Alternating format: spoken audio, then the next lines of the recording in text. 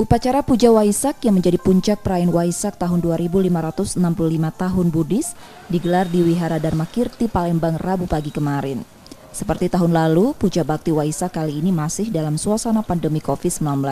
Sebagian umat menghadiri langsung perayaan Waisak.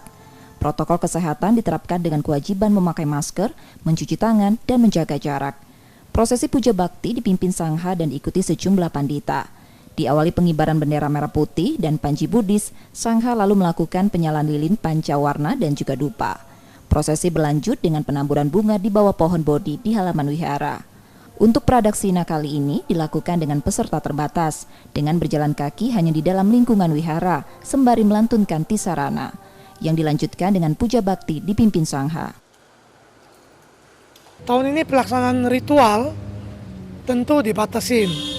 Kalau dulu kita ada prosesi mengelilingi pohon bodhi sampai jalan keluar, maka tahun ini hanya di dalam komplek wihara. Sedangkan umat dibatasin, mereka hanya tunggu di dalam dharmasala.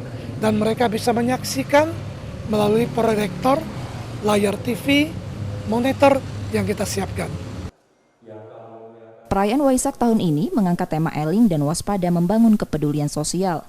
Di tengah pandemi COVID-19, umat Buddha diminta patuh pada imbauan pemerintah dalam penanggulangan pandemi COVID-19, serta berpartisipasi aktif dalam sosial ekonomi untuk mengatasi dampak pandemi. Emres Genorbizan, Kompas TV, Palembang.